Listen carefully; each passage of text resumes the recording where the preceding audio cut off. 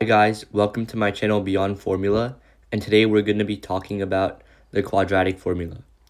We all know and have used the quadratic formula to find x in any quadratic equation, but today we're going to discover where it comes from and build it ourselves. We're first going to start with the standard form of a quadratic equation, which is ax squared plus bx plus c equals 0. So this is, if we solve this equation, it's going to allow us to solve any quadratic equation giving us this formula. So first what we're going to do is divide both sides by a. So it's going to give us x squared plus b over a x plus c over a equals 0. And now we're going to move c over a to the other side. So x squared plus b over ax equals negative c over a.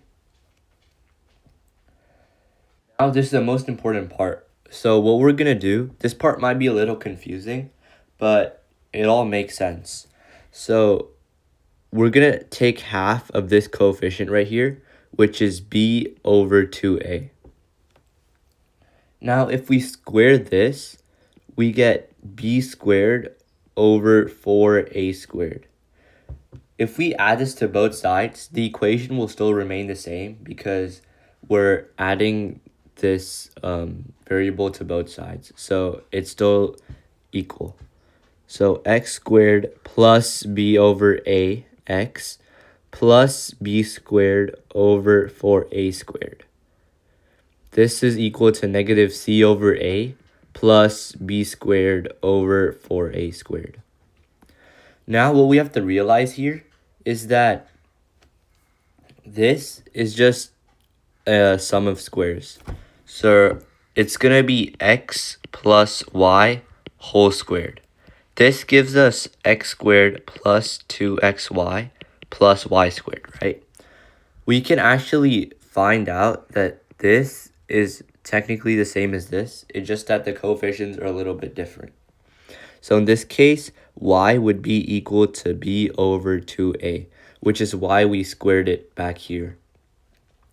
So knowing this, we can simplify to x plus b over 2a whole squared, and the right hand will still remain the same. But now to simplify the right hand side, what we're going to do is make it a common denominator. So we need to multiply both the numerator of c and the denominator by 4a to get the same denominator here. So that's going to be negative 4ac over 4a squared plus b squared over 4a squared. So we can simplify this to x plus b over 2a squared is equal to negative 4ac plus b squared over 4a squared.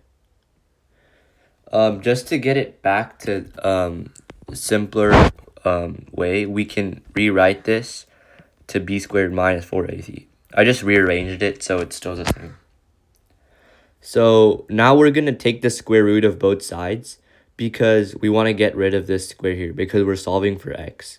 So it's going to give us x plus b over 2a is equal to plus or minus the square root of b squared minus 4ac over 2a. We write the plus or minus here because the square root always has two possibilities, to be positive or to be negative. And finally, we're just going to subtract b over 2a on both sides.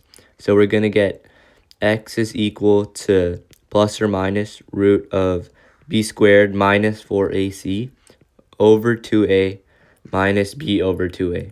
And now because these have common denominators, we can just add the b here, or in this case, subtract it. So it's going to give us x is equal to negative b plus or minus root b squared minus 4ac over 2a. And That's her final equation. So this solution is really helpful in case you ever forget the formula, or it's just a nice thing to remember because you use a lot of different techniques which you use later on in algebra and harder math courses. So thank you guys for watching my video, and make sure to like and subscribe to my channel Beyond Formula. Thank you.